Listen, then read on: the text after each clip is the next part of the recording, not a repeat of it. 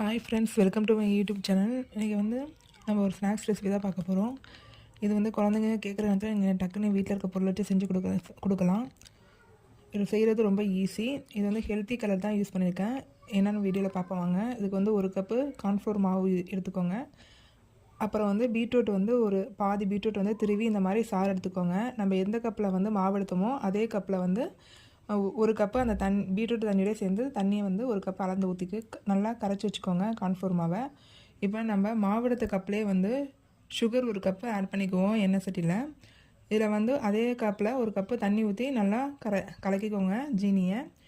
அதுக்கப்புறம் 2 ஸ்பூன் நெய் எடுத்துக்கோங்க. அதில் வந்து 4 ஸ்பூன் எண்ணெய் விட்டு நல்லா கலந்து வச்சுக்கோங்க. இதுக்கு இடையில வந்து பேக்கிங் டின்னையும் வந்து எண்ணெய் தடவி ரெடி பண்ணி வச்சுருக்கேன். இப்போ ஜீனி வந்து நல்லா கரைஞ்சிட்ருக்கு. இதில் வந்து 2 ஏலக்காவை தட்டி போட்டுக்கோங்க. இப்போ நம்ம கரைச்சி வச்சுருக்க கார்ன்ஃப்ளோரை வந்து இதில் வந்து கலந்துக்க வேண்டியதாக சிம்மில் வச்சுட்டு கலந்துக்கோங்க.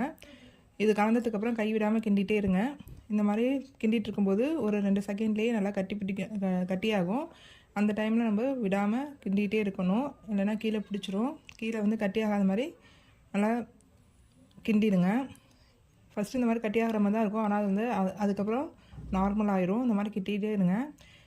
ஃபஸ்ட் டைம் வந்து நான் அந்த தண்ணியெலாம் போய் கொஞ்சம் அல்வா பதம் வரும்போது நம்ம ஆல்ரெடி ரெடி பண்ணி வச்சுருக்க எண்ணெயும் நெய்யும் உள்ள இதை வந்து இதில் ஊற்றிக்க வேண்டாம். இதில் வந்து 1/2 ஸ்பூன் இப்போ ஊற்றுறேன். நம்ம வந்து நெய் மட்டும் ஊற்றினா அதிக நெய் செலவாகும். அதனால் வந்து இதில் வந்து ஃப்ளேவர் இல்லாத எண்ணெயும் வந்து 4 ஸ்பூன் ஆட் பண்ணியிருக்கேன். இது வந்து எண்ணெயோட சேர்ந்தது போகும்போது நமக்கு நெய் வாசனை தான் வரும், எண்ணெய் வாசனை வராது. இந்த மாதிரி கொஞ்சம் கொஞ்சமாக எண்ணெய் செட்டில் ஒட்டாத அளவுக்கு ஒரு 4-5 டைம் வந்து இந்த எண்ணெய் நம்ம இதில் ஆட் பண்ணுற மாதிரி இருக்கும். இதை குக் பண்ண எப்படியும் 20 நிமிஷம் ஆகும். இந்த மாதிரி கையில் ஒட்டாத பதம் வரும்போது இது வெந்துட்டுன்னு அர்த்தம். அதே மாதிரி நெய்யும் இதில் வந்து பிரிஞ்சு வருது பாருங்கள். இப்போ வந்து இது வந்து ரெடி ஆகிட்டுருக்க, நல்லா குக் ஆகிட்டுருக்கு. இப்போ இந்த மாதிரி கைவிடாத பதத்தில் 4-5 டைம் வந்து கொஞ்சம் கொஞ்சமாக எண்ணெய் கலந்து இதை வேக வைங்க. இப்போ வந்து ட்ரை ஃப்ரூட்ஸ் உங்களுக்கு என்ன தேவையோ அதை ஆட் பண்ணிக்கோங்க.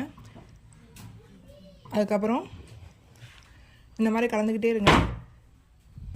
இந்த மாதிரி கலந்தால் நமக்கு வந்து டேஸ்டியான பாம்பே அல்வே ரெடி ஆகிட்டுருக்கு. ஆல்ரெடி ட்ரேயில் எண்ணெய் ஊற்றி இந்த மாதிரி டெக்கரேட் பண்ணி வச்சுருக்கேன். இப்போ வந்து சூடாக இருக்கும்போது இதில் வச்சு நல்லா அமுக்கி எடுத்துக்கோங்க, செட் ஆகுற மாதிரி. இந்த மாதிரி செட் பண்ணதுக்கப்புறம் நம்ம இது வந்து 2 ஹவர்ஸ் ரெஸ்ட் விட வேண்டியதான்.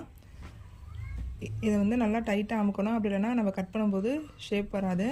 1 ஹவர் வந்து இதோட ஹீட்டில் ஆறினதுக்கப்புறம் இந்த மாதிரி டீமோல்ட் பண்ணிங்கன்னா நார்மலாக நம்ம கடையில் கிடக்கிற அல்வா மாதிரியே நமக்கு கிடச்சிரும். பாருங்கள் அல்வா வந்து எவ்வளோ சூப்பராக வந்திருக்குன்னு. இதை வந்து உங்களுக்கு வேணுங்கிற ஷேப்பில் பீஸ் பண்ணி எடுத்துக்கோங்க. வீட்டில் குழந்தைங்க இப்போ லீவில் வந்து உங்களுக்கு ஸ்நாக்ஸ் கேட்டு தொல்லை பண்ணால் இந்த மாதிரி செஞ்சு கொடுங்க. ரொம்ப ஈஸியாக செஞ்சிடலாம். ஃபுட் கலர் யூஸ் பண்ணாமல் நம்ம வந்து பீட்ரூட் யூஸ் பண்ணும்போது இது ஹெல்த்தியாகவே மாறிடும். கொஞ்சம் சூப்பரான பாம்பே அல்வா இப்போ ரெடி ஆகிட்டு நல்லா குக் ஆகிருக்கு. நீங்களும் வீட்டில் செஞ்சு பார்த்துட்டு எப்படி இருக்குன்னு சொல்லுங்கள். Okay friends, thank you.